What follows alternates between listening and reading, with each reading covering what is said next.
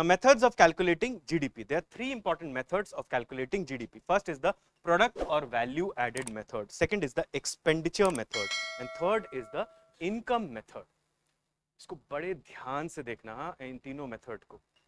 Product method or value added method is the calculation of GDP from the output side.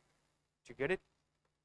Expenditure method is the method of calculating GDP from the point of view of who is spending in the market, how much spending you are doing in the market.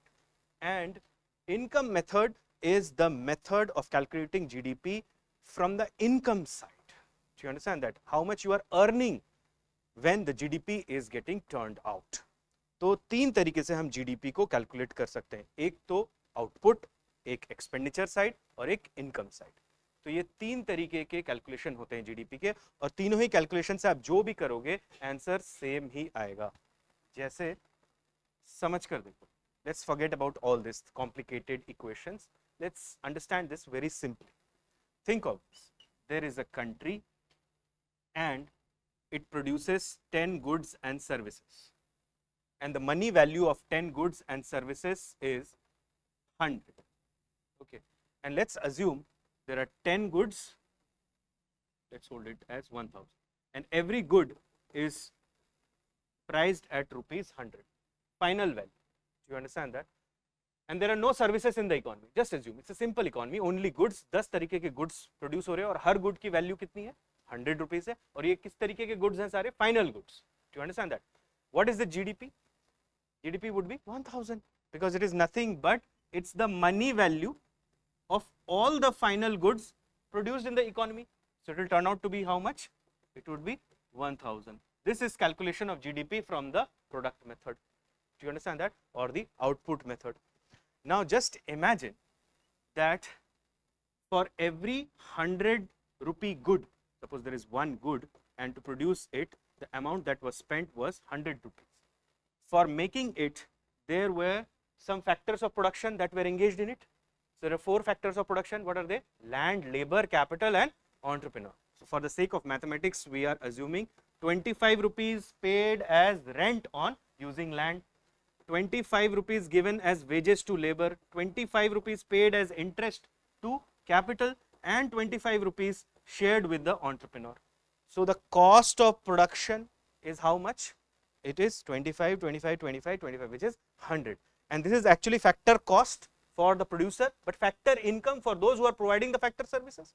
So can I say for every good, if I add the rent, the wage, the interest and the profit, I get the total income? Do you understand that? Because that's the income for the entire factors. ऐसे सोच कर देख लो. There is good 1, good 2, good 3, good 4, ऐसे good 10 तक है. तो इसका rent R1 हो गया, इसका R2, इसका R3, इसका R4, इसका Rn हो गया या R10 हो गया. Do you understand that? So what I am trying to say is that the total rent R would be nothing but R would be nothing but summation I equals to 1 to 10 Ri. Do you understand that? There is nothing but R1 plus R2 plus R3 plus R4 up to R10. That's the total rent. Do you understand that? Similarly, I can have total wages, total interest and total profits. Can I have all of that? If I add all of this, it would be summation I equals to 1 to n wi. इस तरीके से आप कर सकते हो सारे. Total wages क्या होंगे? W1, W2 up to W10. Total profits क्या होंगे? P1 up to P10. Total interest क्या होंगे? I1 up to I10. Do you get that?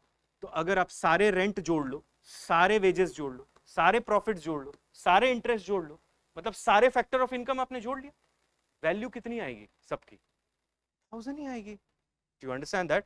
क्योंकि ये कितना है? ये टोटल 100 है. 25 इंटू 10 करो तो कितना होगा? हर चीज, हर गुड को बनाने के लिए 25 रुपीज रेंट दिया गया है. तो कितना होगा? 250. ये वेजेस कितना होगा? 250. ये कितना होगा? 250. और ये भी कितना होगा? 250. सब ऐड करो तो कितना होगा? 1000. Do you understand that? That is calculation of GDP from the income side. Do you get it? Because we are calculating the income. तो एक तो प्रोडक्ट साइड से हो गया, आउटपुट साइड से. Is this thing clear to everybody? एक income side से भी हो गया.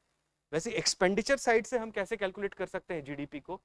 जो भी गुड्स एंड सर्विसेज हैं उसको बनाने के बाद क्या हुआ होगा उस गुड्स एंड सर्विसेज का? उसको खरीदा होगा लोगों ने। किसने खरीदा होगा? Those who are in the economy. It means firms खरीद सकते हैं, हाउस होल्ड्स खरीद सकते हैं, गवर्नमेंट भी खरीद सकती है आपका बनाया हुआ कोई गुड या सर्विस। और अगर इकोनॉमी में नहीं खरीदा है तो कहां खरीदा होगा? इकोनॉमी से बाहर। मतलब आपने क्या किया होगा? एक्सपोर्ट किया होगा। तो जो एक्सपोर्ट किया है आपने item, is that also a part of your GDP? exported items, are they also part of your GDP? बने कहां थे वो? Within the domestic territory. Do you understand that? So exports are part of your GDP. But what about imports? Imports are not part of your GDP. Why? Because imports are not manufactured within the domestic territory. Imports are manufactured somewhere else. And what is GDP? GDP is the money value of all the final goods and the final services provided within the domestic territory of the country. Do you understand that? तो चलो इसको थोड़ा सा अब अच्छे से और technically समझते हैं. Value added method is actually the value addition is the total value of output minus value of intermediate goods or inputs, which is nothing but gross value added. And I told you that gross value added at every stage, if we add, that is actually the GDP. Do you get it? We have already seen that in the class. So let's suppose that the cost of a cloth produced by a producer is rupees 3,000 only, and the cost of raw cotton used by the producer is rupees 1,500. Let us assume that the producer is not engaging any labor in the production process apart from his own manual strength. He has taken no loan and he is producing the cloth in his house. मतलब कोई rent नहीं दे रहे हैं, कहीं पे कोई interest पे नहीं हो रहा. The producer has used a simple handloom capital good to produce the piece of cloth. Then the value added would be gross value added is 3,000, which is the output value minus intermediate value 1,500, which will turn out to be 1,500. Further, suppose the handloom experienced production related wear and tear. इसका मतलब क्या हो गया? ये depreciation. और कितने की value की डेप्रिसिएशन हुई है? 200 और लगेंगे उसको ठीक रखने के लिए. So the net value addition would be how much? GVA minus depreciation. Is this thing clear up to this point? So NVA would be 1,500 minus 200. What is 1,500? It's the gross value added. And what is 200? It is the depreciation. So 1,300 would turn out to be what? The net value added. Now GDP by value added method would be what? GDP is gross value added. GVAI का मतलब है सारे sectors को आपने ले लिया इसमें. Value of total output QI minus value of intermediate goods ZI. ऐसे कर लो for all values of I 1 to N. अब देखो ये थोड़ा सा टेक्निकल है, ये आप ध्यान रखो तो भी चलेगा, ना रखो तो भी चलेगा, क्योंकि प्रिलिमिनरी एग्जामिनेशन में ये चीज आपको समझ में रखना है कि समझ में आपको इसको अपने साथ रखना है that gross product and net product के बीच में एक ही फर्क है. And what is that? Net product is gross product minus depreciation. Do you understand that? Now think of this, think of this, that there are sectors, first sector, second sector, third sector, fourth sector, ऐसे n sectors तक है, ठीक है. और हर sector में एक output है. समझ लो ये सेक्टर 1 है, सेक्टर 2 है, sector 3 up to sector n. Steel, coal, power, manufacturing, सोचते जाओ, बैंकिंग, इंश्योरेंस, ऐसे बहुत सारे सेक्टर्स हैं, ठीक है. और हर सेक्टर पे एक उसका एक आउटपुट है. Do you understand that? And that final output is measured as Q. So इसका आउटपुट कितना होगा? Q1. इसका आउटपुट कितना होगा? Q2. इसका आउटपुट Q3 और इसका Qn up to n number of sectors. This is the final output. And the input जो है वो है Z से हम उसको इंडिकेट कर रहे हैं. तो it is Z1, it is Z2, it is Z3 and up to Zn. Do you understand that? And what would be value added? Value added is output minus input, output minus input. So it will be Q1 minus Z1. This would be Q2 minus Z2, Q3 minus Z3. Do you understand that? So it will be like that, Q1 minus Z1 plus Q2 minus Z2 plus Q3 minus Z3. ऐसे करते करते Qn minus Zn. So can I do like this? तो ये तो CSAT जैसा हो गया. हम ऐसा कर सकते हैं Q1 plus Q2 plus Q3 ऐसा पूरा ब्रैकेट में ले ले, minus Z1 plus Z2 up to Zn. Do you understand that? And Q1 plus Q2 up to Qn is nothing but summation of I equals to 1 to n Qi. Do you understand that? and minus, can I say this is I equals to 1 to n zi, which is nothing but the intermediate. ठीक है, और वैसे gross value added क्या होगा, GVA1 plus GVA2 up to GVAN. So can I write it like this? Summation equals to 1, I equals to 1 to n GVAI. Can I write this? Are you understanding this? किसको नहीं समझ में आया, हाथ उठाओ. किसको नहीं समझ में आया? है कोई जिसको नहीं समझ में आया? Did you understand this? Everybody understood this? नहीं समझ में आया तो सीसेट में फिर मामला खराब है तुम्हारा. कुछ भी नहीं किया मैंने, बस सम किया है. ठीक है, सब्सट्रैक्ट और एडिशन किया है, ये तो समझ में आया ना. एडिशन सब्सट्रैक्शन आता है ना समझ में, बस वही किया है मैंने. So this is what you have to see here. Gross value added is nothing but GDP. We have already highlighted that. So GDP is equals to gross value added minus value of total output QI minus value of intermediate goods ZI for all values of I equals to 1 to n. जितने भी sectors होंगे economy में. ये कैसे हो गया calculation of GDP on the basis of gross value added method. Clear? Is this in clear to everybody? अब नहीं भी हुआ तो बोल ऐसा तो नहीं है ना. वैसे अगर मुझे ये ग्रॉस वैल्यू, अच्छा चलो अब समझ में आ जाएगा. अब मुझे ये बताओ, what is, you have to tell me net value added summation NVAI. बताओ इक्वेशन क्या हो.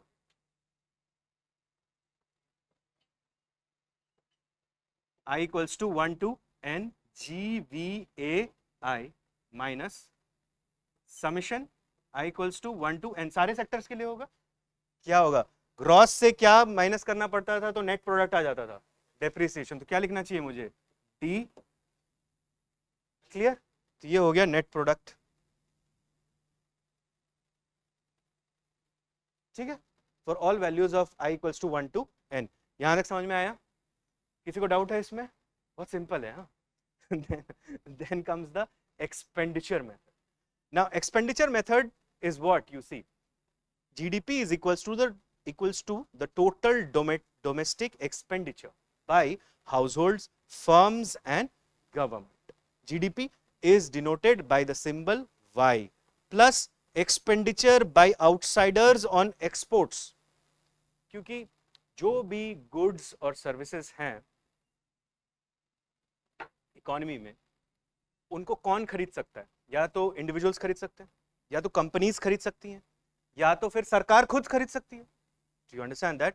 Like say for example, you produce oil, so that oil could be purchased by an individual as a retail purchaser, that could be purchased by a company and company can use it, that could also be purchased by government. Suppose government has launched a edible oil distribution program, so it will purchase oil from the oil producers. Do you understand that?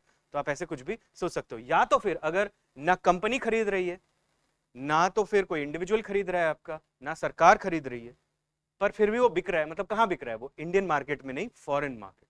पर क्योंकि वो बना India में है, that would be considered as part of Indian GDP.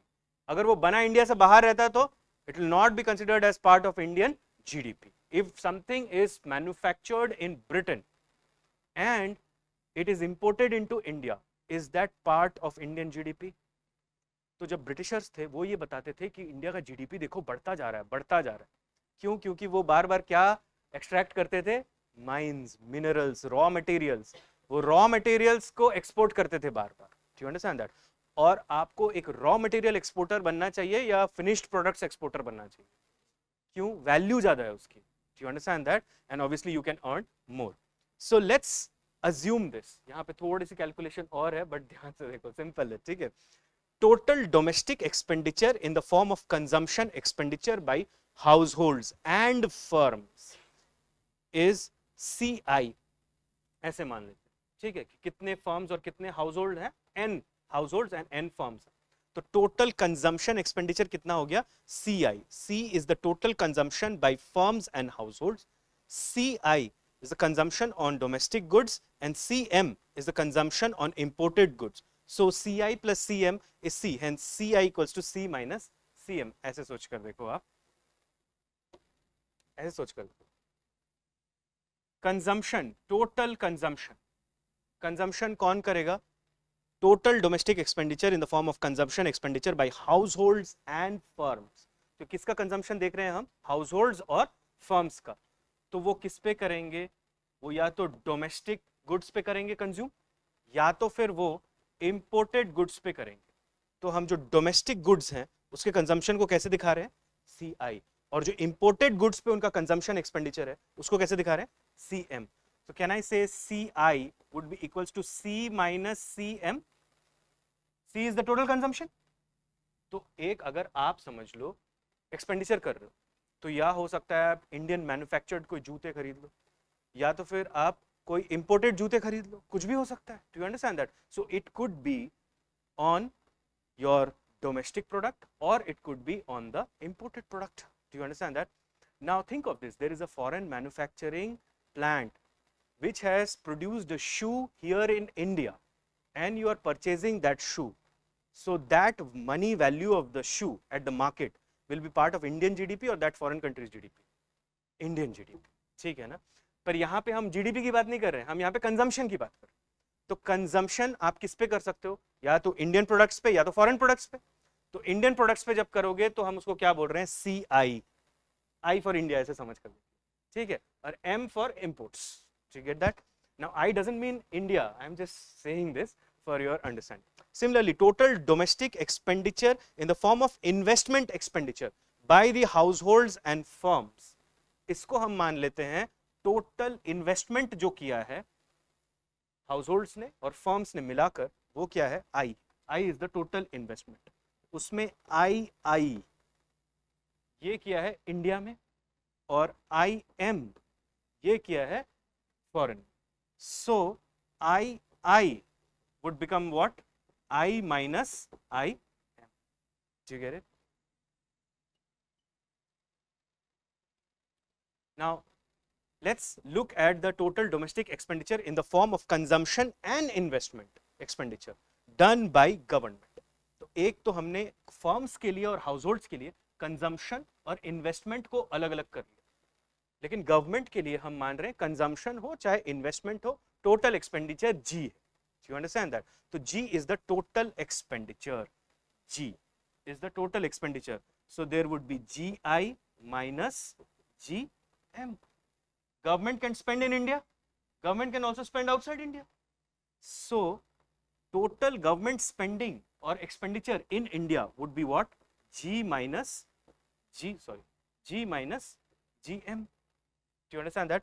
Total government expenditure is what? Expenditure in India and abroad. So government expenditure in India would be what? Total expenditure minus expenditure by government in abroad. Do you understand that? So can I say CI plus II plus GI is the consumption expenditure by the firms and individuals in India, investment by firms and individuals in India, and consumption and investment by government in India. Do you get that? Now let's assume that there are some products which are neither consumed nor there is investment but they are exported. Do you understand that? तो exports को हम क्या कर लेते हैं? X मान लेते हैं. Do you get it? X is the total exports. अच्छा चलो exports पे बाद में आएंगे. यहाँ तक बात clear है? Do you understand that? We are thinking about expenditure. तो expenditure कौन कर सकता है? Government कर सकती है, individuals कर सकते हैं और firms कर सकते हैं. तो यहाँ पे individuals ने और firms ने consumption expenditure किया है, यहाँ पे इन्वेस्टमेंट एक्सपेंडिचर किया. एक्सपेंडिचर दोनों हो सकता है, कंजम्पशन के लिए भी हो सकता है, इन्वेस्टमेंट के लिए भी हो सकता है. Like suppose you putting money in stocks is what kind of expenditure? Investment expenditure. You putting money to purchase one slice of pizza, what is that? Consumption expenditure. Do you understand that? So this is something that you have to keep in mind. Now let's assume this total expenditure by outsiders on our exports is X. That is surplus goods services produced by our economy and the left after households, firms and governments consumption and investment. Do you get it? तो ये आपको ध्यान में रहेगा, ये equation आपको ध्यान में रहेगा, ठीक है. Now let's move forward.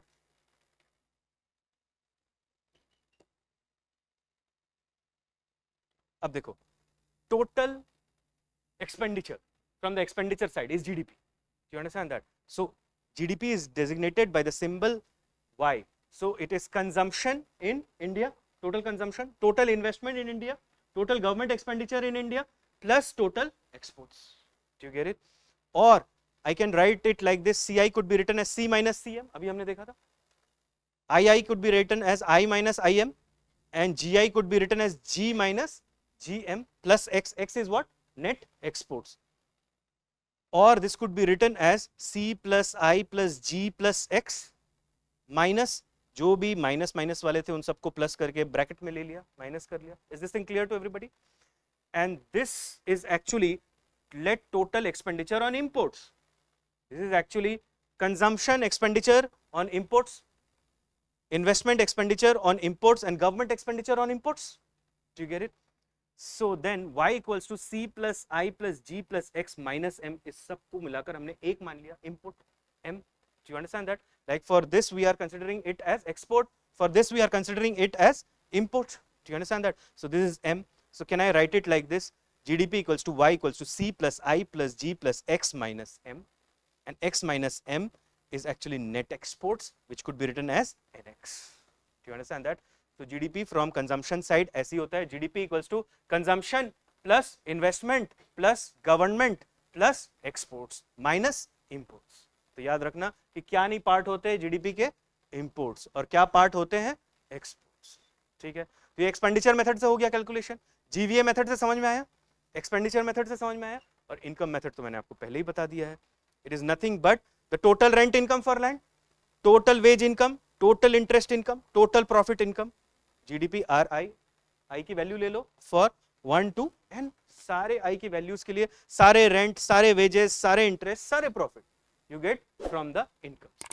Do you get it? Is this thing clear to everybody? Is this thing clear? So these are the three methods of calculating GDP.